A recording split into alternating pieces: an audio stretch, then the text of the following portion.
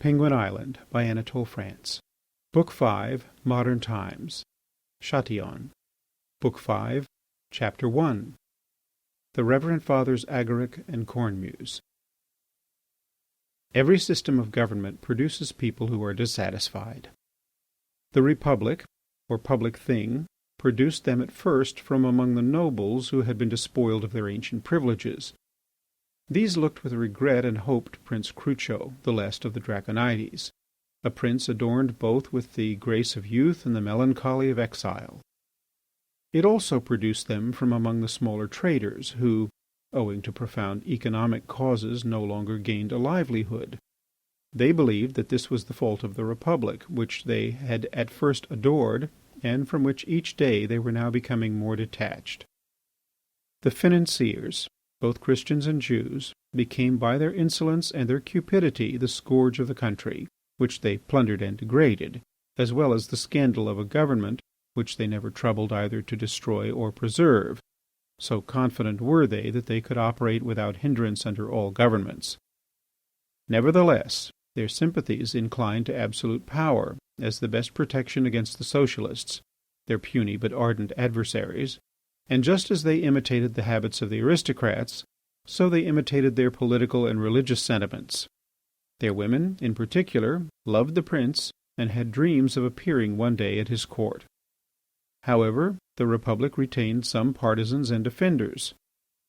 If it was not in a position to believe in the fidelity of its own officials, it could at least count on the devotion of the manual labourers, although it had never relieved their misery. These came forth in crowds from the quarries and their factories to defend it, and marched in long processions, gloomy, emaciated, and sinister. They would have died for it because it had given them hope. Now, under the presidency of Theodore Formose, there lived in a peaceable suburb of Alca a monk called Agaric, who kept a school and assisted in arranging marriages. In his school he taught fencing and riding to the sons of old families, illustrious by their birth, but now as destitute of wealth as of privilege. And as soon as they were old enough, he married them to the daughters of the opulent and despised caste of financiers. Tall, thin, and dark, Agaric used to walk in deep thought, with his breviary in his hand and his brow loaded with care, through the corridors of the school and the alleys of the garden. His care was not limited to inculcating in his pupils abstruse doctrines and mechanical precepts, and to endowing them afterwards with legitimate and rich wives. He entertained political designs and pursued the realization of a gigantic plan. His thought of thoughts and labour of labours was to overthrow the Republic. He was not moved to this by any personal interest. He believed that a democratic state was opposed to the holy society to which body and soul he belonged. And all the other monks, his brethren, thought the same. The Republic was perpetually at strife with the congregation of monks and the assembly of the faithful. True, to plot the death of the new government was a difficult and perilous enterprise. Still, Agaric was in a position to carry on a formidable conspiracy. At that epoch, when the clergy guided the superior classes of the Penguins, this monk exercised a tremendous influence over the aristocracy of Alca. All the young men whom he had brought up waited only for a favourable moment to march against the popular power. The sons of the ancient families did not practise the arts or engage in business. They were almost all soldiers and served the Republic. They served it, but they did not love it. They regretted the dragon's crest, and the fair Jewesses shared in these regrets in order that they might be taken for Christians. One July, as he was walking in a suburban street which ended in some dusty fields, Agaric heard groans coming from a moss-grown well that had been abandoned by the gardeners. And almost immediately he was told by a cobbler of the neighbourhood that a ragged man, who had shouted out, "Hurrah for the Republic!" had been thrown into the well by some cavalry officers who were passing, and had sunk up to his ears in the mud. Agaric was quite ready to see a general significance in this particular fact. He inferred a great fermentation in the whole aristocratic and military caste, and concluded that it was the moment to act. The next day he went to the end of the wood of Connels to visit the good Father Cornemuse. He found the monk in his laboratory pouring a golden-coloured liquor into a still. He was a short, fat little man, with vermilion-tinted cheeks and an elaborately polished bald head. His eyes had ruby-coloured pupils like a guinea pig's.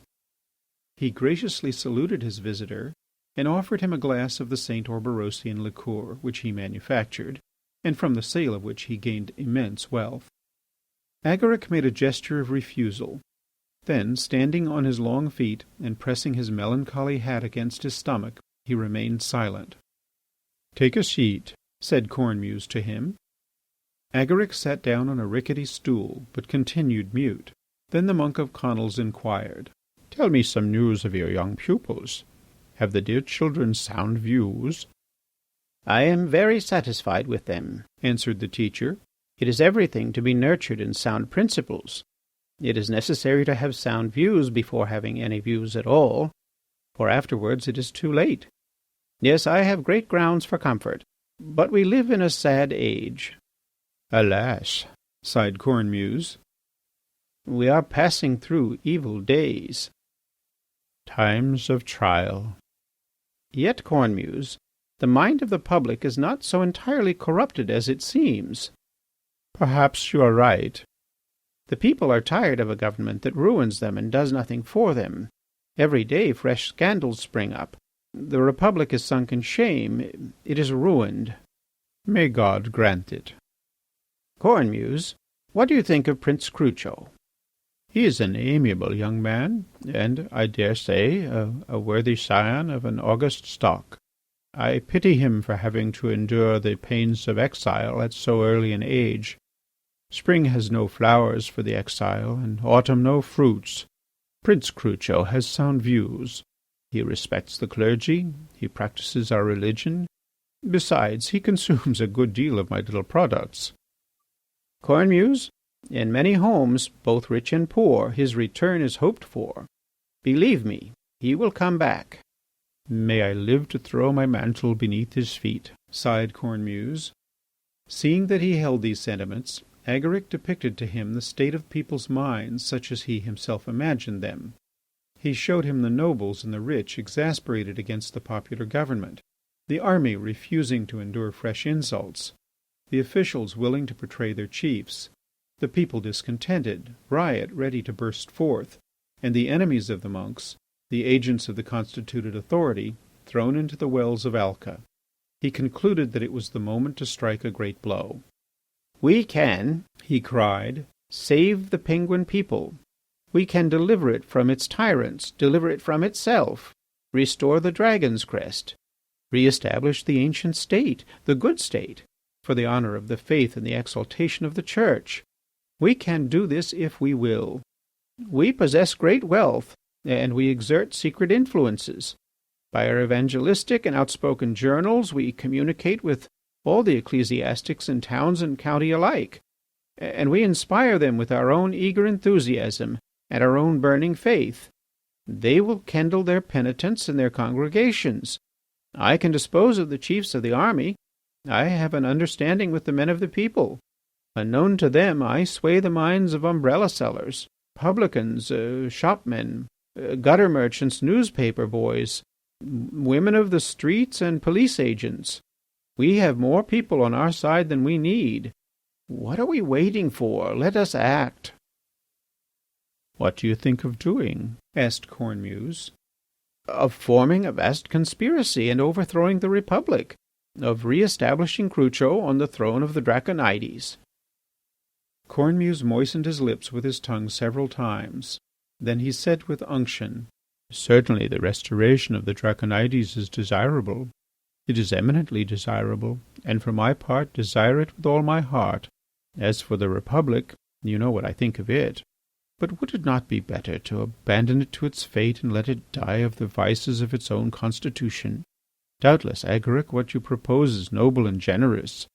It would be a fine thing to save this great and unhappy country, to re-establish it in its ancient splendour. But reflect on it. We are Christians before we are Penguins, and we must take heed not to compromise religion in political enterprises." Agaric replied eagerly, "Fear nothing. We shall hold all the threads of the plot, but we ourselves shall remain in the background. We shall not be seen." "Like flies in milk," murmured the monk of Conils. and turning his keen ruby-coloured eyes towards his brother monk, "Take care.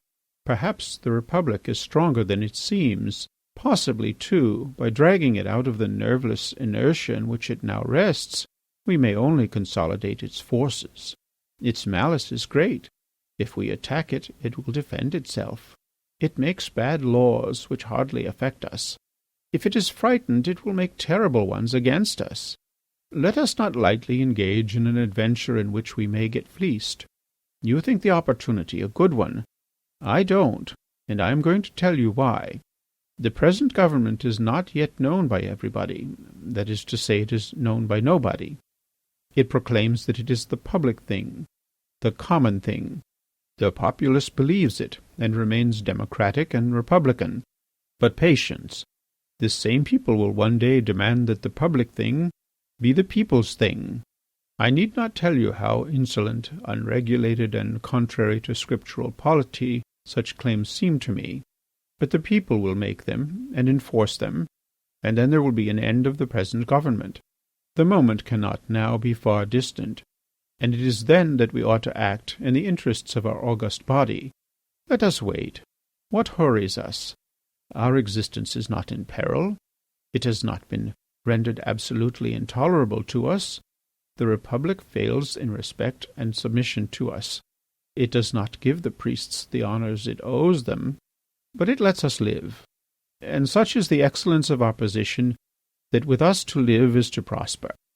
The Republic is hostile to us, but women revere us. President Foremost does not assist at the celebration of our mysteries, but I have seen his wife and daughters at my feet. They buy my files by the gross. I have no better clients even among the aristocracy. Let us say what there is to be said for it. There is no country in the world as good for priests and monks as Penguinia. In what other country would you find our virgin wax, our virile incense, our rosaries, our scapulars, our holy water, and our St. Orberosian liqueur sold in such great quantities? What other people would, like the Penguins, give 100 golden crowns for a wave of our hands, a sound from our mouths, a movement of our lips?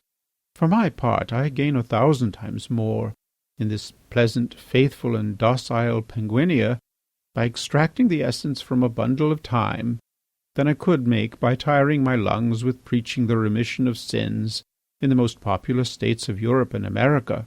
Honestly, would Penguinia be better off if a police officer came to take me away from here and put me on a steamboat bound for the islands of Night? Having thus spoken, the monk of Conils got up and led his guest into a huge shed where hundreds of orphans, clothed in blue, were packing bottles, nailing up cases, and gumming tickets. The ear was deafened by the noise of hammers mingled with the dull rumbling of bales being placed upon the rails. "It is from here that consignments are forwarded," said Cornemuse. "I have obtained from the government a railway through the wood and a station at my door. Every 3 days I fill a truck with my own products. You see that the Republic has not killed all beliefs." Agaric made a last effort to engage the wise distiller in his enterprise. He pointed him to a prompt, certain, dazzling success. "Don't you wish to share in it?" he added. "Don't you wish to bring back your king from exile?" "Exile is pleasant to men of good will," answered the monk of Conils. "If you are guided by me, my dear brother Agaric, you will give up your project for the present. For my own part, I have no illusions. Whether or not I belong to your party, if you lose, I shall have to pay like you." Father Agaric took leave of his friend and went back satisfied to his school. "Cornemuse," thought he, "not being able to prevent the plot, would like to make it succeed, and he will give money." Agaric was not deceived. Such indeed was the solidarity among priests and monks that the acts of a single one bound them all. That was at once both their strength and their weakness. End of Book 5, Chapter 1. Chapter 2. Prince Crucho. Agaric resolved to proceed without delay to Prince Crucho, who honoured him with his familiarity. In the dusk of the evening he went out of his school by the side door, disguised as a cattle merchant, and took passage on board the St. Maël. The next day he landed in Porpoisia, for it was at Chitterling's castle on this hospitable soil that Crucho ate the bitter bread of exile. Agaric met the prince on the road, driving in a motor car with 2 young ladies, at the rate of 100 miles an hour. When the monk saw him, he shook his red umbrella, and the prince stopped his car. "Is it you, Agaric? Get in. There are already 3 of us, but we can make room for you. You can take one of these young ladies on your knee." The pious Agaric got in. "What news, worthy father?" asked the young prince. "Great news," answered Agaric. "Can I speak?" "Well, you can. I have nothing secret from these 2 ladies." "Sire, Penguinia claims you. You will not be deaf to her call." Agaric described the state of feeling and outlined a vast plot. "On my first signal," said he, "all your partisans will rise at once. With cross in hand and habits girded up, your venerable clergy will lead the armed crowd into Formos's palace. We shall carry terror and death among your enemies. For a reward of our efforts, we only ask of you, sire, that you will not render them useless. We entreat you to come and seat yourself on the throne that we shall prepare." The prince returned a simple answer. "I shall enter Alca on a green horse." Agaric declared that he accepted this manly response. Although contrary to his custom he had a lady on his knee, he adjured the young prince with a sublime loftiness of soul to be faithful to his royal duties. "Sire," he cried with tears in his eyes, "you will live to remember the day on which you have been restored from exile, given back to your people, re-established on the throne of your ancestors by the hands of your monks, and crowned by them with the august crest of the dragon. King Crucho, may you equal the glory of your ancestor Draco the Great." The young prince threw himself with emotion on his restorer and attempted to embrace him, but he was prevented from reaching him by the girth of the 2 ladies, so tightly packed were they all in that historic carriage. "Worthy father," said he, "I would like all Penguinia to witness this embrace." "It would be a cheering spectacle," said Agaric. In the meantime the motor car rushed like a tornado through hamlets and villages, crushing hens, geese, turkeys, ducks, guinea fowls, cats, dogs, pigs, children, labourers, and women beneath its insatiable tires. And the pious Agaric turned over his great designs in his mind.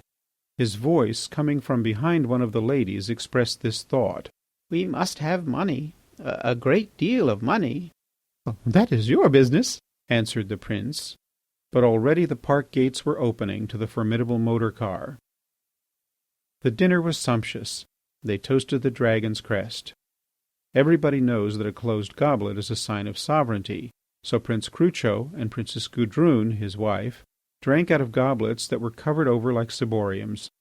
The prince had his filled several times with the wines of Penguinia, both white and red. Crucho had received a truly princely education, and he excelled in motoring, but he was not ignorant of history either. He was said to be well versed in antiquities and famous deeds of his family, and indeed he gave a notable proof of his knowledge in this respect. As they were speaking of the various remarkable peculiarities that had been noticed in famous women, "It is perfectly true," said he, "that Queen Crucha, whose name I bear, had the mark of a little monkey's head upon her body." During the evening Agaric had a decisive interview with 3 of the prince's oldest councillors. It was decided to ask for funds from Crucho's father-in-law, as he was anxious to have a king for son-in-law, from several Jewish ladies, who were impatient to become ennobled, and finally from the Prince Regent of the Porpoises, who had promised his aid to the Draconides, thinking that by Crucho's restoration he would weaken the Penguins, the hereditary enemies of his people. The 3 old councillors divided among themselves the 3 chief offices of the court, those of chamberlain, seneschal, and high steward, and authorized the monk to distribute the other places to the prince's best advantage. "Devotion "Has to be rewarded," said the 3 old councillors. "and treachery also," said Agaric. "It is but too true," replied one of them, the Marquis of Seven Wounds, who had experience of revolutions. There was dancing, and after the ball Princess Gudrune tore up her green robe to make cockades. With her own hands she sewed a piece of it on the monk's breast, upon which he shed tears of sensibility and gratitude. Monsieur de Plume, the prince's equerry, set out the same evening to look for a green horse. End of Book 5, Chapter 2. Chapter 3. The Cabal. After his return to the capital of Penguinia, the Reverend Father Agaric disclosed his projects to Prince Adelestan des Boscénos, of whose draconian sentiments he was well aware. The prince belonged to the highest nobility. The Torticol des Boscénos went back to Brian the Good, and under the Draconides had held the highest offices in the kingdom. In 1179, Philip Torticol, High Admiral of Penguinia, a brave, faithful, and generous but vindictive man, delivered over the port of La Crique and the Penguin fleet to the enemies of the kingdom, because he suspected that Queen Crucha, whose lover he was, had been unfaithful to him and loved a stable boy. It was that great queen who gave to the Boscénos the silver warming pan which they bear in their arms. As for their motto, it only goes back to the 16th century. The story of its origin is as follows. One gala night, as he mingled with the crowd of courtiers who were watching the fireworks in the king's garden, Duke John des Boscénos approached the Duchess of Skull and put his hand under the petticoat of that lady, who made no complaint at the gesture. The king, happening to pass, surprised them and contented himself with saying, "And thus I find you." These 4 words became the motto of the Boscénos. Prince Adelestan had not degenerated from his ancestors. He preserved an unalterable fidelity for the race of the Draconides, and desired nothing so much as the restoration of Prince Crucho, an event which was in his eyes to be the forerunner of the restoration of his own fortune. He therefore readily entered into the Reverend Father Agaric's plans. He joined himself at once to the monk's projects, and hastened to put him into communication with the most loyal royalists of his acquaintance, Count Cléna, Monsieur de La Trumelle, Viscount Olive, and Monsieur Bigourd. They met together one night in the Duke of Ampoule's country house, 6 miles eastward of Alca, to consider ways and means. Monsieur de La Trumelle was in favour of legal action. "We ought to keep within the law," said he in substance. "We are for order. It is by an untiring propaganda that we shall best pursue the realization of our hopes. We must change the feeling of the country. Our cause will conquer because it is just." The Prince des Boscénos expressed a contrary opinion. He thought that in order to triumph, just causes need force quite as much and even more than unjust causes require it. "In the present situation," said he tranquilly, "3 methods of action present themselves: to hire the butcher boys, to corrupt the ministers, and to kidnap President Formose." "It would be a mistake to kidnap Formose," objected Monsieur de La Trumelle. "The President is on our side." The attitude and sentiments of the President of the Republic are explained by the fact that one Dracophil proposed to seize Formose, while another Dracophil regarded him as a friend. Formose showed himself favourable to the Royalists, whose habits he admired and imitated. If he smiled at the mention of the dragon's crest, it was at the thought of putting it on his own head. He was envious of sovereign power, not because he felt himself capable of exercising it, but because he loved to appear so. According to the expression of a Penguin chronicler, he was a goose. Prince des Boscénos maintained his proposal to march against Formose's palace and the House of Parliament. Count Cléna was even still more energetic. "Let us begin," said he, "by slaughtering, disembowelling, and braining the Republicans and all partisans of the government. Afterwards we shall see what more need be done." Monsieur de La Trumelle was a moderate, and moderates are always moderately opposed to violence. He recognized that Count Cléna's policy was inspired by a noble feeling and that it was high-minded, but he timidly objected that perhaps it was not conformable to principle and that it presented certain dangers. At last he consented to discuss it. "I propose," added he, "to draw up an appeal to the people. Let us show who we are. For my own part, I can assure you that I shall not hide my flag in my pocket." Monsieur Bigourd began to speak. "Gentlemen, the Penguins are dissatisfied with the new order because it exists, and it is natural for men to complain of their condition. But at the same time, the Penguins are afraid to change their government because new things alarm them. They have not known the dragon's crest, and although they sometimes say that they regret it, we must not believe them. It is easy to see that they speak in this way either without thought or because they are in ill temper. Let us not have any illusions about their feelings towards ourselves. They do not like us. They hate the aristocracy both from a base envy and from a generous love of equality, and these two united feelings are very strong in a people. Public opinion is not against us because it knows nothing about us, but when it knows what we want, it will not follow us. If we let it be seen that we wish to destroy democratic government and restore the dragon's crest, who will be our partisans? Only the butcher boys and the little shopkeepers of Alca, and could we even count on them to the end? They are dissatisfied, but at the bottom of their hearts they are republicans. They are more anxious to sell their cursed wares than to see Crucho again. If we act openly, we shall only cause alarm. To make people sympathize with us and follow us, we must make them believe that we want not to overthrow the Republic, but on the contrary, to restore it, to cleanse, to purify, to embellish, to adorn, to beautify and to ornament it, to render it, in a word, glorious and attractive. Therefore we ought not to act openly ourselves.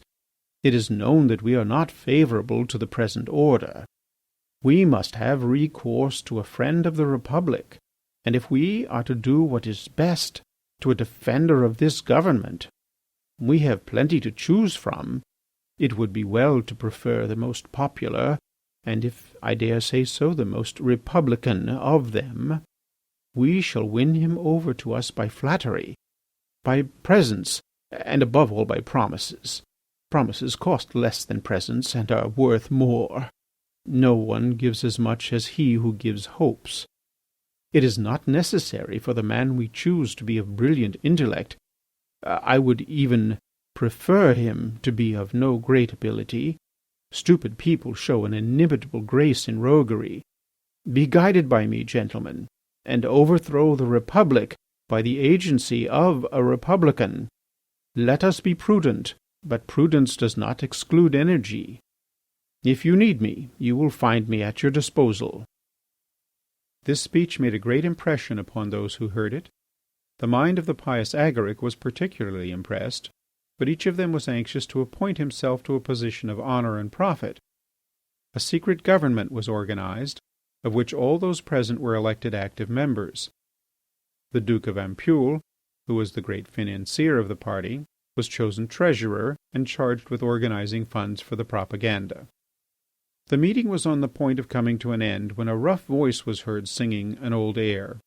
Boceno est un gros cochon, on inventait des andouilles, des saucisses et du jambon pour le réveillon des pauvres gris.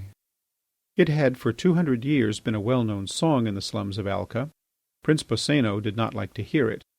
He went down into the street, and perceiving that the singer was a workman who was placing some slates on the roof of a church, he politely asked him to sing something else. "I will sing what I like," answered the man. "My friend, to please me." "I don't want to please you." Prince Boceno was as a rule good-tempered, but he was easily angered and a man of great strength.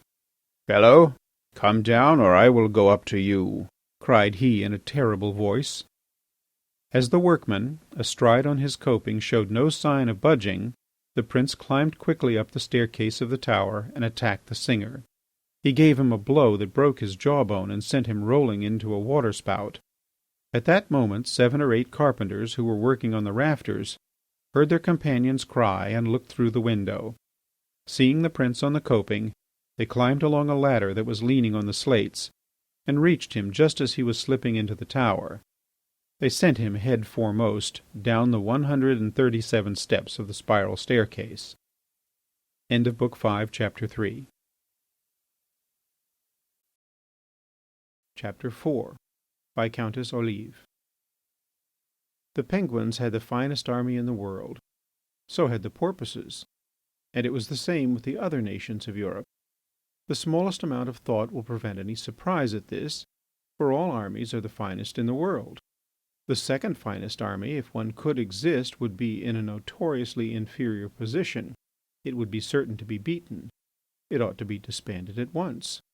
Therefore, all armies are the finest in the world.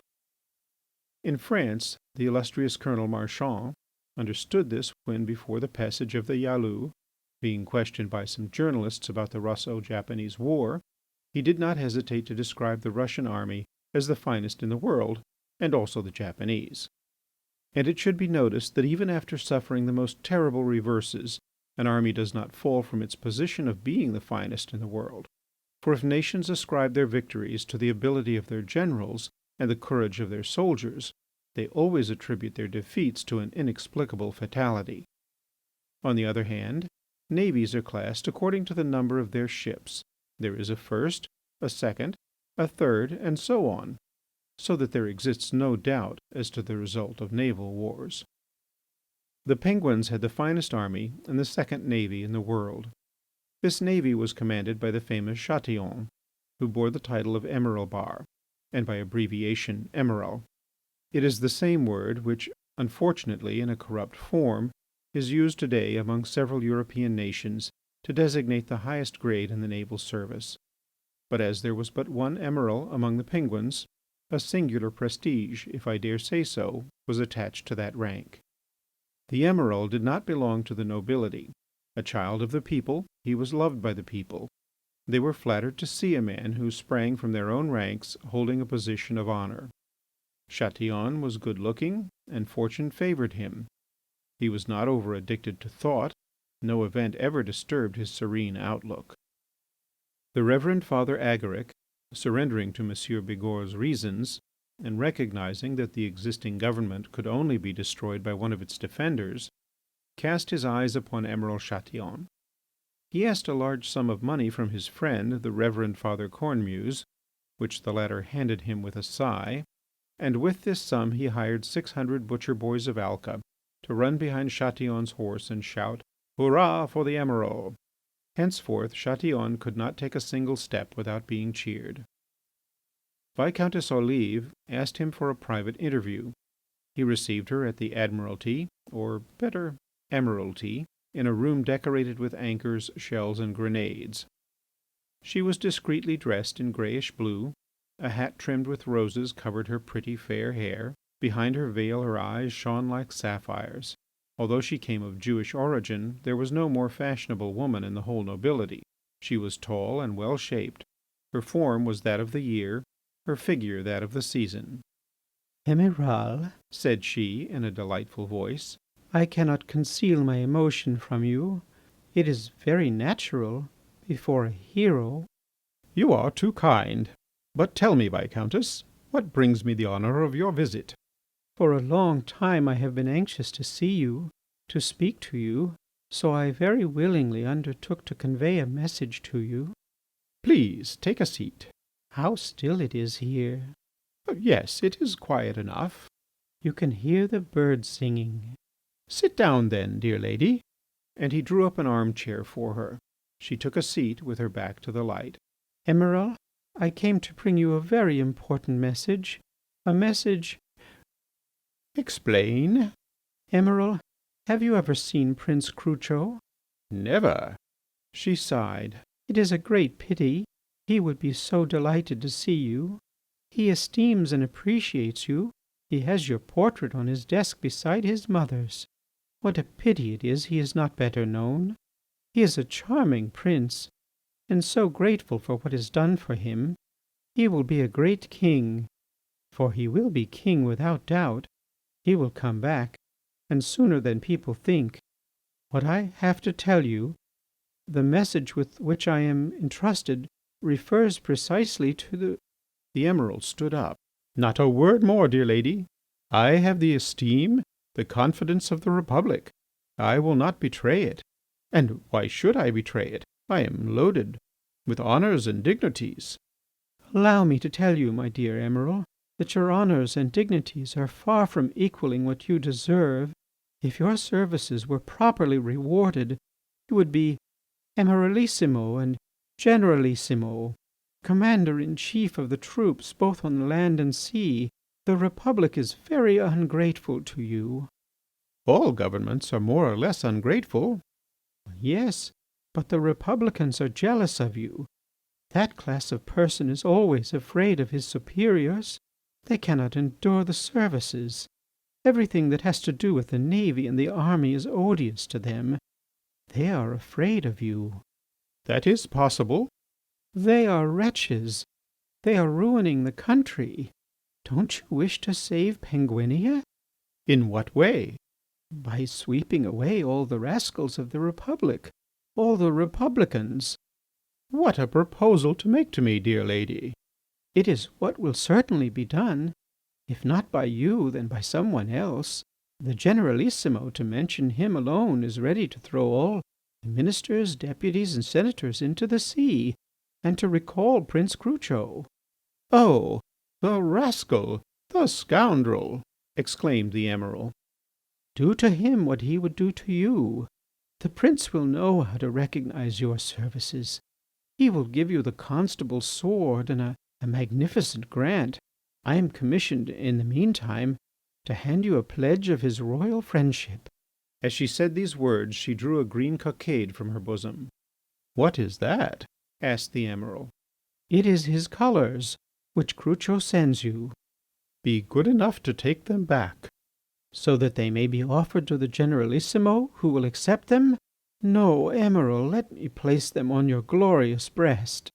Chatillon gently repelled the lady, but for some minutes he thought her extremely pretty, and he felt this impression still more when two bare arms and the rosy palms of two delicate hands touched him lightly.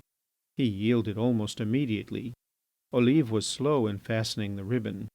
Then when it was done she made a low courtesy and saluted Chatillon with the title of constable. "I have been ambitious like my comrades," answered the sailor. "I don't hide it, and perhaps I am so still, but upon my word of honour, when I look at you, the only desire I feel is for a cottage and a heart." She turned upon him the charming sapphire glances that flashed from under her eyelids. "That is to be had also. What are you doing, Emiral?" "I am looking for the heart." When she left the Admiralty, the Viscountess went immediately to the Reverend Father Agaric to give an account of her visit. "You must go to him again, dear lady," said that austere monk. End of Book 5, Chapter 4. Chapter 5. The Prince des Boscénos. Morning and evening the newspapers that had been bought by the Dracophils proclaimed Chatillon's praises and hurled shame and opprobrium upon the ministers of the Republic. Chatillon's portrait was sold through the streets of Alca. Those young descendants of Remus who carry plaster figures on their heads offered busts of Chatillon for sale upon the bridges. Every evening Chatillon rode upon his white horse round the Queen's Meadow, a place frequented by the people of fashion. The Dracophils posted along the Emiral's route, a crowd of needy penguins who kept shouting, "It is Chatillon we want." "Ça va, Chatillon. It is Chatillon we want." The middle classes of Alca conceived a profound admiration for the Emiral. Shopwomen murmured, "He is good looking." Women of fashion slackened the pace of their motor cars and kissed hands to him as they passed, amid the hurrahs of an enthusiastic populace. One day, as he went into a tobacco shop, two penguins, who were putting letters in the box, recognized Chatillon and cried at the top of their voices, "Hurrah for the Emiral! Down with the Republicans!" All those who were passing stopped in front of the shop. Chatillon lighted his cigar before the eyes of a dense crowd of frenzied citizens who waved their hats and cheered. The crowd kept increasing, and the whole town, singing and marching behind its hero, went back with him to the Admiralty. The Emiral had an old comrade in arms, Under Emiral Vulcanmould, who had served with great distinction, a man as true as gold and as loyal as his sword. Vulcanmould plumed himself on his thoroughgoing independence, and he went along the partisans of Crucho and the Minister of the Republic telling both parties what he thought of them. M. Bigourd maliciously declared that he told each party what the other party thought of it. In truth, he had on several occasions been guilty of regrettable indiscretions, which were overlooked as being the freedoms of a soldier who knew nothing of intrigue. Every morning he went to see Chatillon, whom he treated with the cordial roughness of a brother in arms. "Well, old buffer, so you are popular," said he to him. "Your fizz is sold on the heads of pipes and on liqueur bottles, and every drunkard in Alca spits out your name as he rolls in the gutter.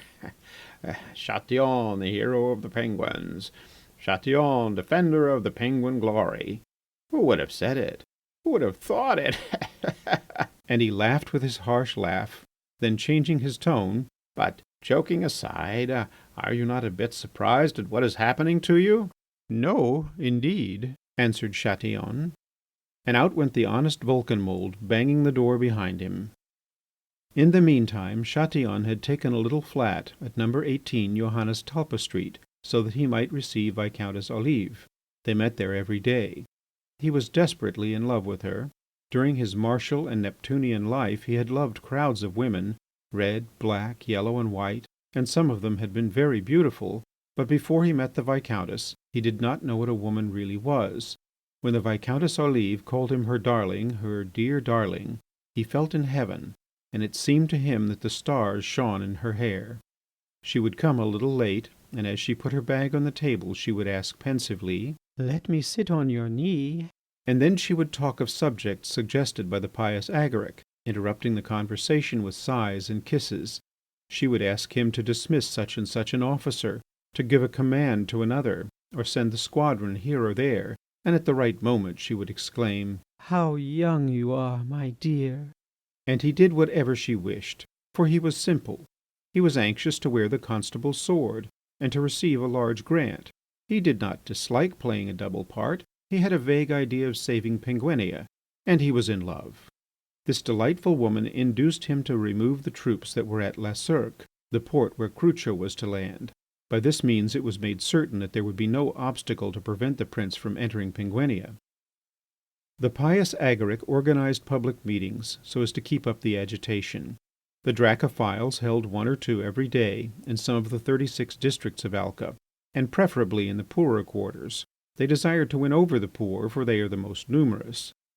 On the 4th of May, a particularly fine meeting was held in an old cattle market, situated in the centre of a populous suburb filled with housewives sitting on the doorsteps and children playing in the gutters. There were present about 2,000 people, in the opinion of the Republicans, and 6,000 according to the reckoning of the Dracophils. In the audience was to be seen the flower of Penguin society, including Prince and Princess des Boscénos, Count Cléna, M. de La Trumelle, M. Bigourd, and several rich Jewish ladies. The Generalissimo of the national army had come in uniform. He was cheered. The committee had been carefully formed.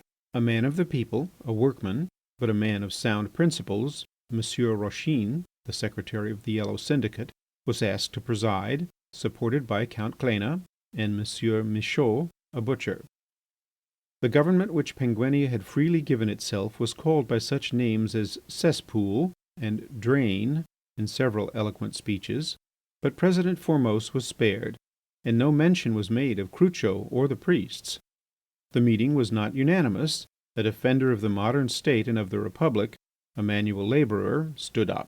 "Gentlemen," said M. Rochin, the chairman, "we have told you that this meeting would not be unanimous. We are not like our opponents. We are honest men. I allow our opponent to speak. Heaven knows what you are going to hear, gentlemen. I beg of you to restrain as long as you can the expression of your contempt, your disgust, and your indignation." "Gentlemen," said the opponent. Immediately he was knocked down, trampled beneath the feet of the indignant crowd, and his unrecognizable remains thrown out of the hall. The tumult was still resounding when Count Cléna ascended the tribune. Cheers took the place of groans, and when silence was restored the orator uttered these words: "Comrades, we are going to see whether you have blood in your veins. What we have got to do is to slaughter, disembowel, and brain all the Republicans." This speech let loose such a thunder of applause that the old shed rocked with it, and a cloud of acrid and thick dust fell from its filthy walls and worm-eaten beams and enveloped the audience.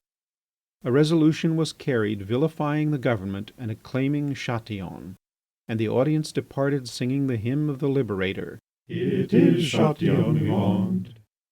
The only way out of the old market was through a muddy alley, shut in by omnibus stables and coal sheds. There was no moon, and a cold drizzle was coming down. The police, who were assembled in great numbers, blocked the alley and compelled the Dracophils to disperse in little groups. These were the instructions they had received from their chief, who was anxious to check the enthusiasm of the excited crowd. The Dracophils who were detained in the alley kept marking time and singing, It is Chatillon we want. Soon, becoming impatient of the delay, the cause of which they did not know, they began to push those in front of them. This movement propagated along the alley through those in front against the broad chests of the police. The latter had no hatred for the Dracophils. In the bottom of their hearts they liked Chatillon. But it is natural to resist aggression, and strong men are inclined to make use of their strength. For these reasons the police kicked the Dracophils with their hobnailed boots. As a result there were sudden rushes backwards and forwards. Threats and cries mingled with the songs. Murder! Murder! It is Chatillon we want. Murder! It is Chatillon we want. Murder! And in the gloomy alley the more prudent kept saying, Don't push! Don't push! Among these latter, in the darkness, his lofty figure rising above the moving crowd, his broad shoulders and robust body noticeable among the trampled limbs and crushed sides of the rest, stood the Prince des Boscénos, calm, immovable, and placid. Serenely and indulgently he waited.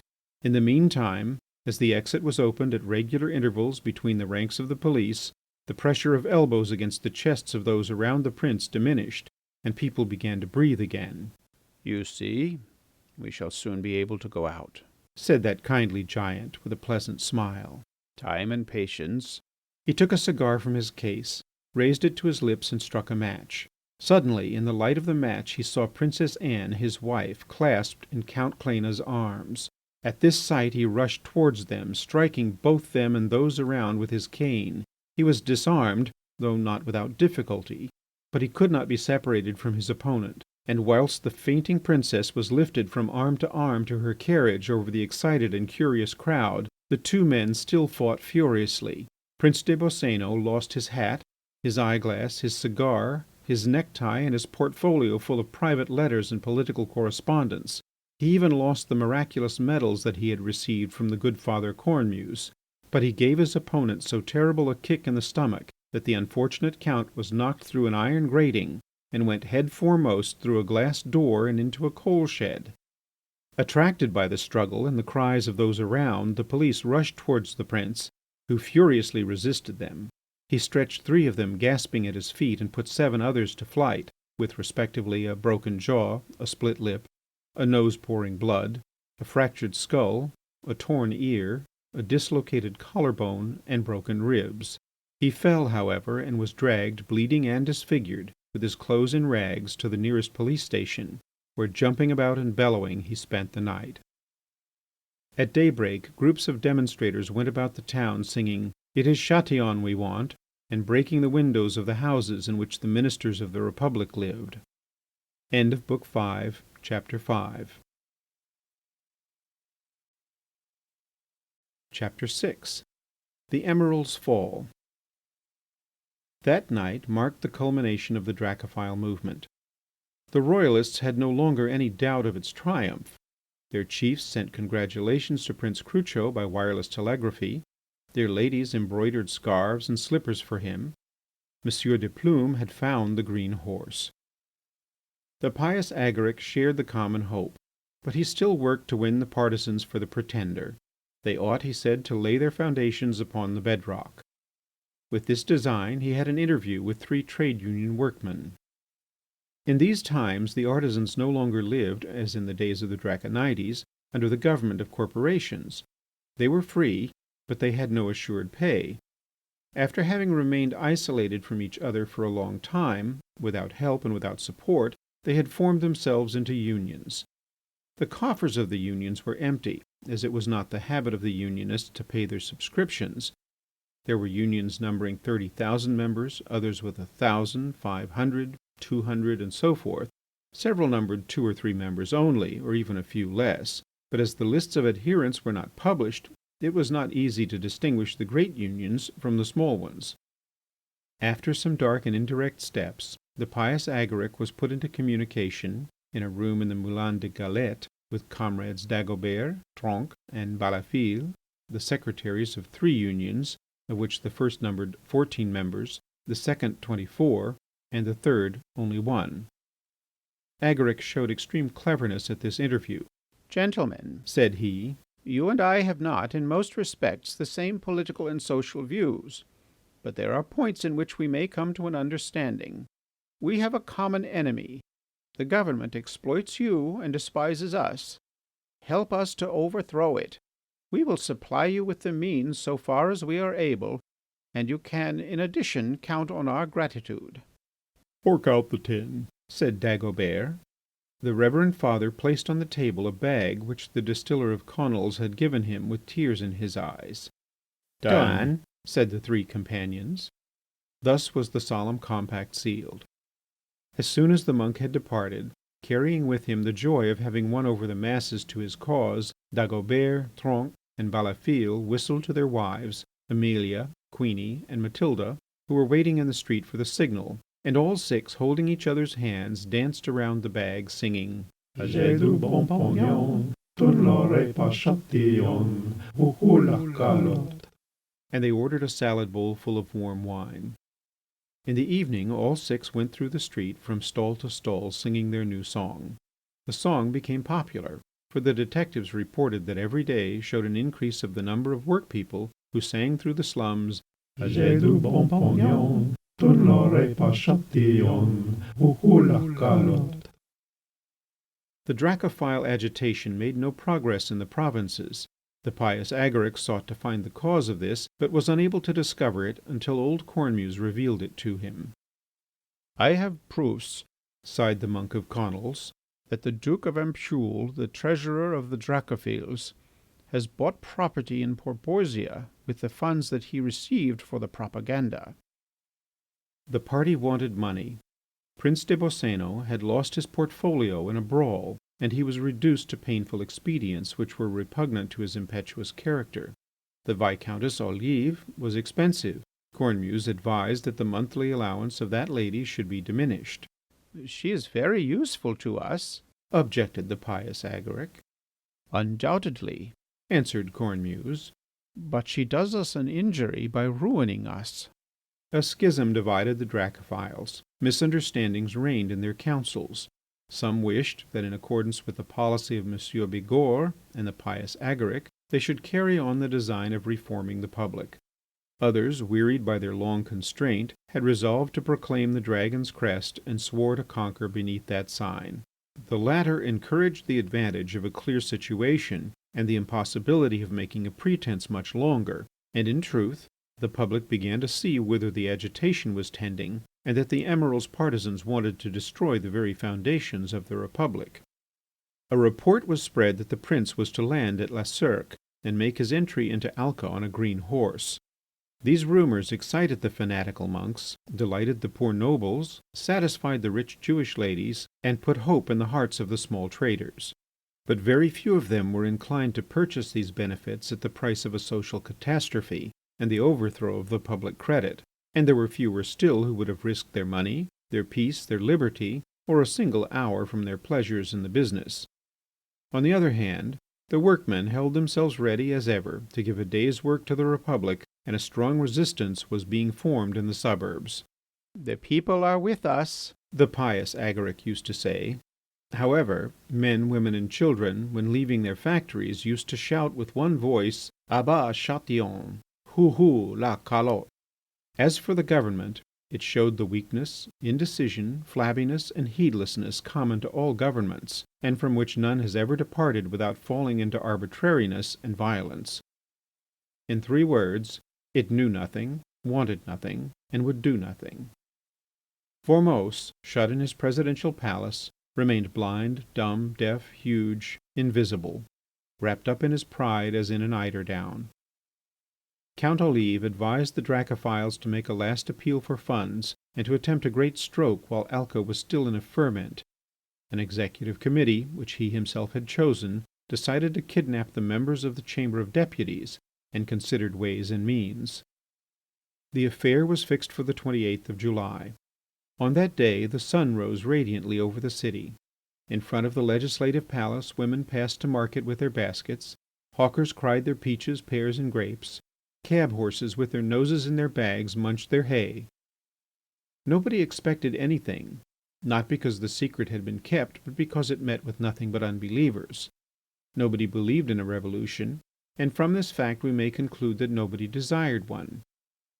About 2 o'clock the deputies began to pass, few and unnoticed, through the side door of the palace.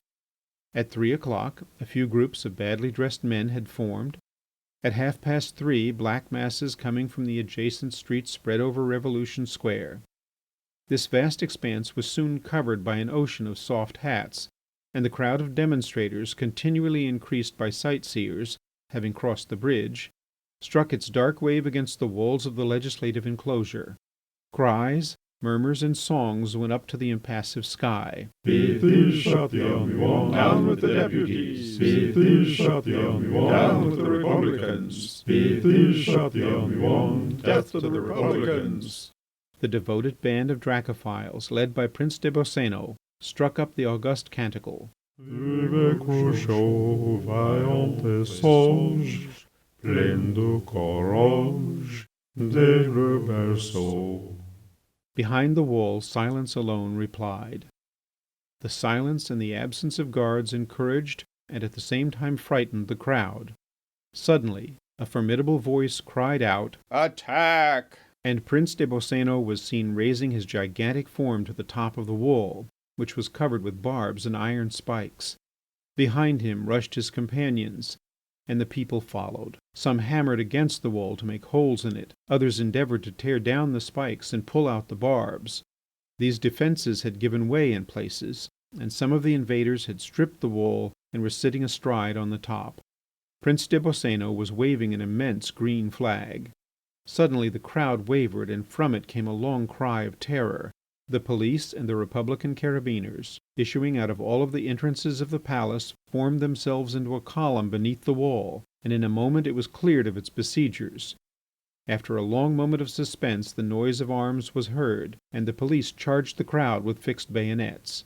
An instant afterwards, and on the deserted square, strewn with hats and walking sticks, there reigned a sinister silence. Twice again the Dracophils attempted to form. Twice they were repulsed. The rising was conquered, but Prince des Boscénos, standing on the wall of the hostile palace, his flag in his hand, still repelled the attack of a whole brigade. He knocked down all who approached him. At last he too was thrown down and fell on an iron spike to which he remained hooked, still clasping the standard of the Draconides. On the following day the ministers of the Republic and the members of Parliament determined to take energetic measures. In vain this time did President Formose attempt to evade his responsibilities. The government discussed the question of depriving Chatillon of his rank and dignities, and of indicting him before the High Court as a conspirator, an enemy of the public good, a traitor, etc. At this news the Emiral's old companions in arms, who the very evening before had beset him with their adulations, made no effort to conceal their joy. But Chatillon remained popular with the middle classes of Alca, and one still heard the hymn of the Liberators sounding in the streets, "It is Chatillon we want." The ministers were embarrassed. They intended to indict Chatillon before the High Court, but they knew nothing. They remained in that total ignorance reserved for those who govern men. They were incapable of advancing any grave charges against Chatillon.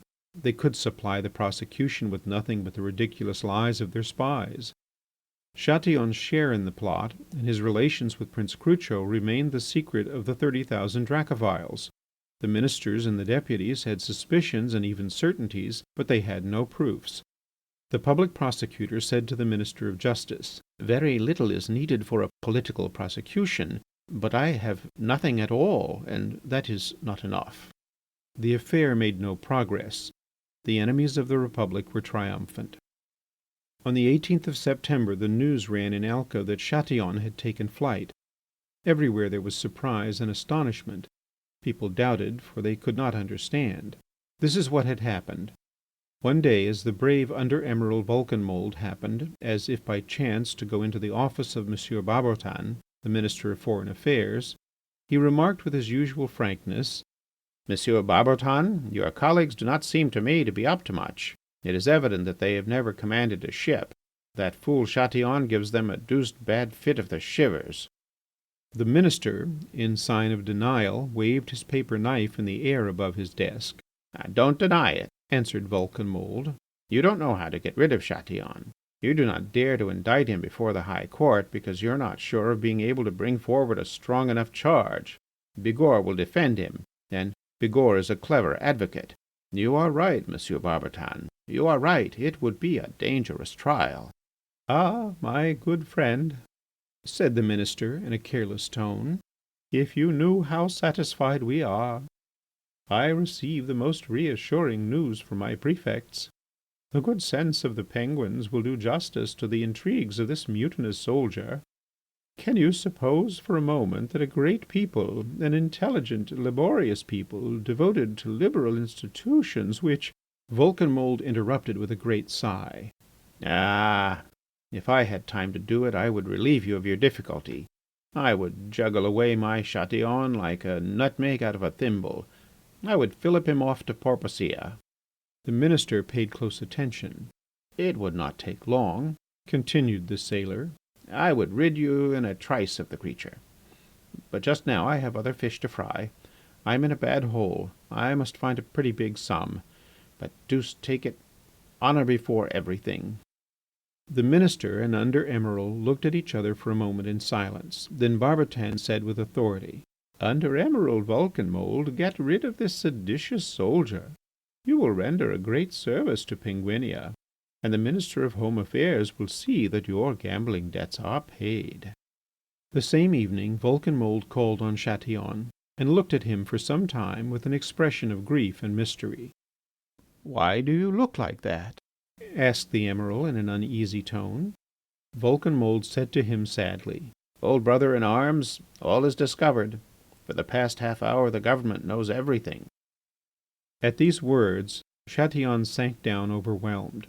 Vulcanmould continued: "You may be arrested at any moment. I advise you to make off." And drawing out his watch: "Not a minute to lose."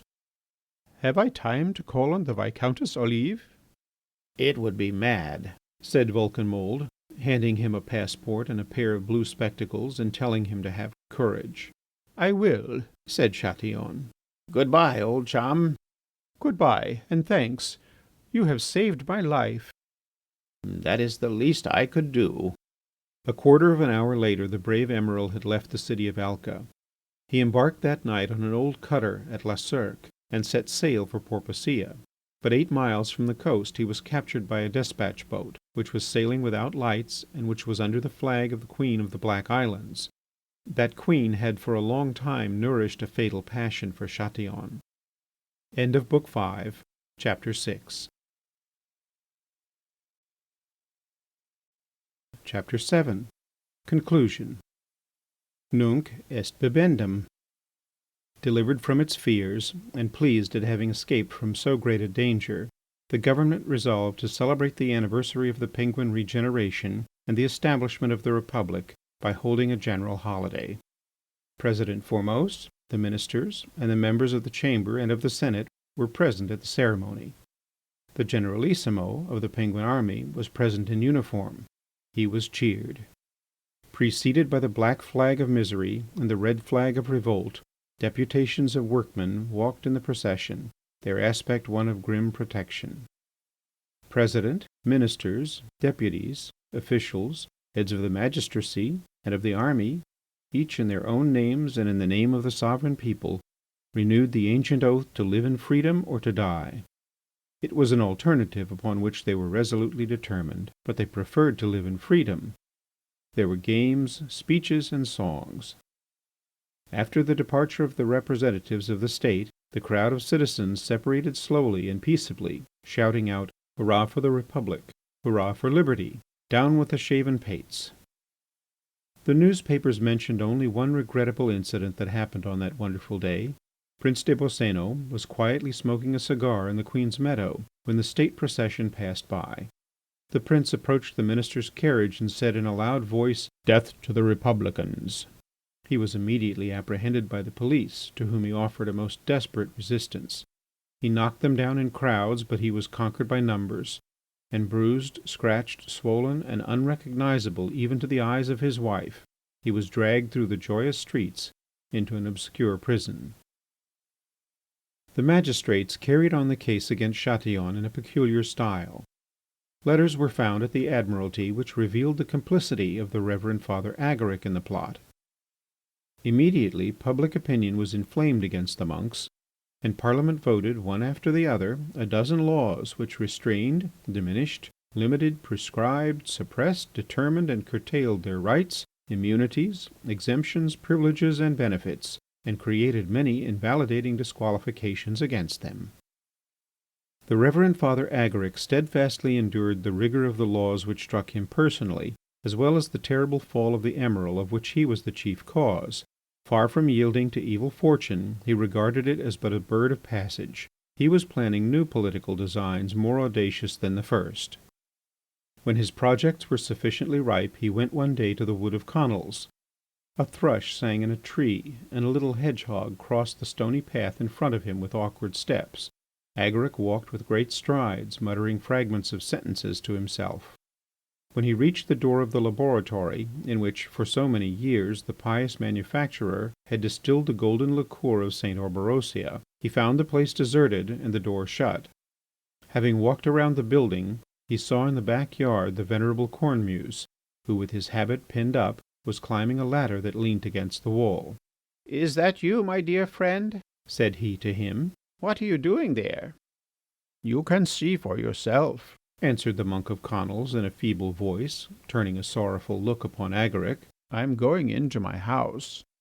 The red pupils of his eyes no longer imitated the triumph and brilliance of the ruby. They flashed mournful and troubled glances. His countenance had lost its happy fullness. His shining head was no longer pleasant to the sight. Perspiration and inflamed blotches had altered its inestimable perfection. "I don't understand," said Agaric. "It is easy enough to understand. You see the consequences of your plot. Although a multitude of laws are directed against me, I have managed to elude the greater number of them. Some, however, have struck me. These vindictive men have closed my laboratories and my shops, and confiscated my bottles, my stills, and my retorts. They have put seals on my doors, and now I am compelled to go in through the window. I am barely able to extract in secret and from time to time the juice of a few plants, and that with an apparatus which the humblest labourer would despise." "You suffer from the persecution," said Agaric. "It strikes us all." The monk of Connels passed his hand over his afflicted brow. "I told you so, Brother Agaric. I told you that your enterprise would turn against ourselves." "Our defeat is only momentary," replied Agaric eagerly. "It is due to purely accidental causes. It results from mere contingencies. Chatillon was a fool. He has drowned himself in his own ineptitude. Listen to me, Brother Cornemuse. We have not a moment to lose. We must free the Penguin people. We must deliver them from their tyrants, save them from themselves, restore the Dragon's Crest, re-establish the ancient state, the good state, for the honour of religion and the exaltation of the Catholic faith. Chatillon was a bad instrument. He broke in our hands. Let us take a better instrument to replace him. I have the man who will destroy this impious democracy. He is a civil official. His name is Gomoru. The Penguins worship him. He has already betrayed his party for a plate of rice. There's the man we want." At the beginning of this speech the monk of Connels had climbed into his window and pulled up the ladder. "I foresee," answered he, with his nose through the sash, "that you will not stop until you have us all expelled from this pleasant, agreeable, and sweet land of Penguinia. Good night. God keep you." Agaric, standing before the wall, entreated his dearest brother to listen to him for a moment. "Understand your own interest better, Cornemuse. Penguinia is ours. What do we need to conquer it? Just one effort more, one more little sacrifice of money and But without listening further, the monk of Conils drew in his head and closed his window. End of chapter 7 and the end of book 5.